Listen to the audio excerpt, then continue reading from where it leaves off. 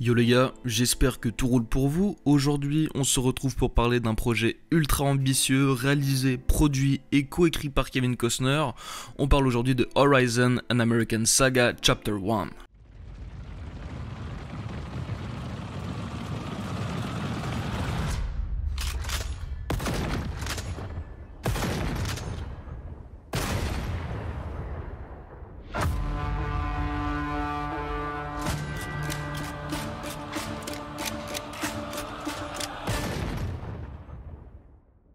Sur une période de 15 ans avant et après la guerre de sécession, l'expansion vers l'ouest est semée d'embûches, qu'il s'agisse des éléments naturels, des interactions avec les peuples indigènes qui vivaient sur ces terres et de la détermination impitoyable de ceux qui cherchent à les coloniser.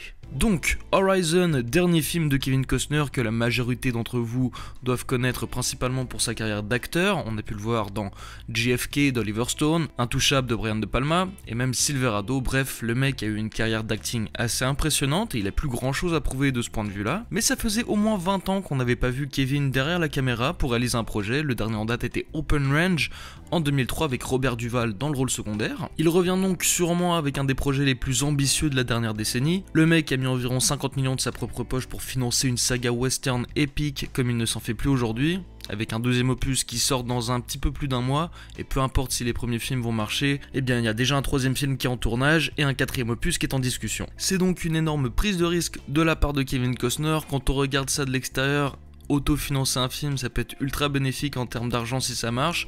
Mel Gibson avec La Passion du Christ qui avait un budget de 34 millions et engendré 600 millions au box-office est un très bon exemple de ça, mais aussi dans le cas contraire ça peut être catastrophique comme on avait pu le voir avec Francis Ford Coppola et Apocalypse Now qui l'avaient complètement ruiné.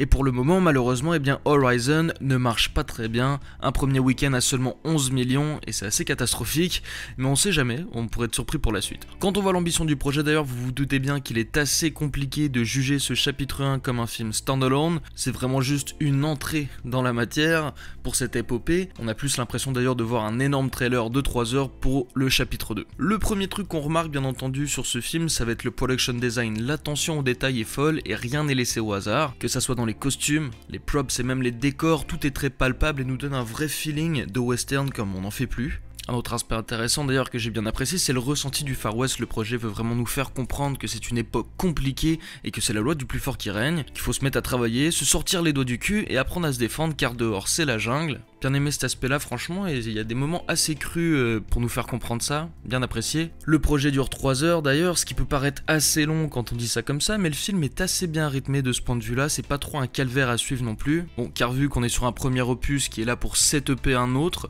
bon bah c'est sûr qu'il n'y a pas énormément de scènes d'action dans le film, tout va vraiment reposer sur le talent des acteurs, l'écriture des dialogues et le montage du film, mais c'est quand même bien parce que vu qu'il y a plusieurs histoires à l'intérieur d'une, il y a toujours un truc qui se passe et aucune de ces histoires d'ailleurs n'empiète vraiment sur l'autre, donc tout est assez bien rythmé de ce côté-là, mais c'est sûr qu'en termes d'action, on va plus être servi dans le chapitre 2. On a d'ailleurs à la fin du film un trailer qui nous met en place le second chapitre, avec v'là les fusillades, donc on voit que bon, le mec qui nous prévient, revenez le mois prochain, ça va péter fort. Alors que c'est vrai que tout au long du film, il n'y aura pas vraiment de scène d'action, il y en a vraiment une grosse au début qui est quand même vraiment très cool, avec une bonne tension bien gérée qui nous laisse sur le bord de nos sièges, et sinon quelques autres scènes de combat à l'intérieur du film, mais rien de bien frolichon et de quoi nous rassasier, donc je pense que ça va vraiment être chapitre 2 où ça va péter à fond. Costner d'ailleurs, avec les trailers du film, est montré comme le personnage principal, alors que bon, pas vraiment, d'ailleurs il n'y a pas vraiment de personnage principal non plus. Kevin n'apparaît qu'après une bonne heure dans le film, et c'est juste un personnage parmi les autres,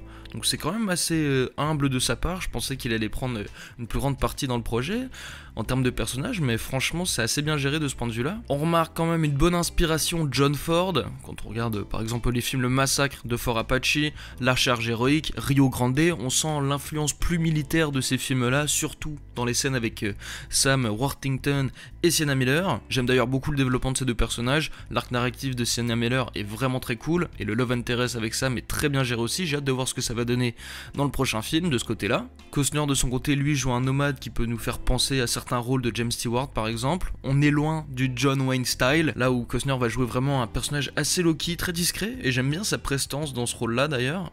Il prend la défense d'une prostituée qui celle-ci doit garder un enfant par conflit de circonstances. On va donc suivre les deux errer dans le Far West avec quelques petites péripéties par-ci par-là.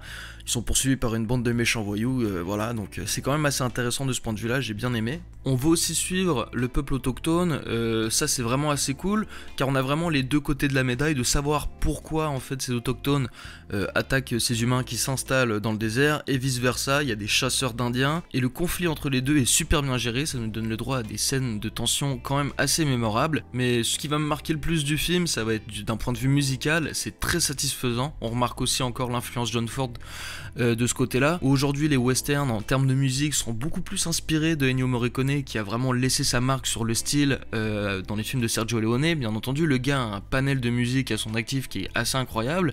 Là on est vraiment plus dans une influence américaine qu'italienne, ça va sonner un petit peu plus Victor Young ou même Edward Heyman, et franchement la musique de ce film elle est aux petits oignons et c'est ce que j'ai le plus retenu du projet. Bien entendu on a aussi une très très belle photographie, ils vont pas hésiter à nous balancer des grands plans larges avec des paysages souvent désertiques comme on les connaît, mais aussi forestiers, ce qui rend très bien à l'image avec ces plans des arbres qui sont tournés en automne, donc avec les feuilles qui changent de couleur et tout, c'est franchement très beau. Après sur la mise en scène, ils ont pas tenté des trucs de fou non plus, avec des plans séquences ou des plans zénithaux de partout. Comme un petit peu de Backriders, on est vraiment sur quelque chose de très classique en termes de mise en scène. C'est très bien exécuté, du coup ça fait super bien le taf. Donc franchement, pour une première partie, j'ai passé un très bon moment et j'ai hâte de voir ce que le chapitre 2 va nous donner.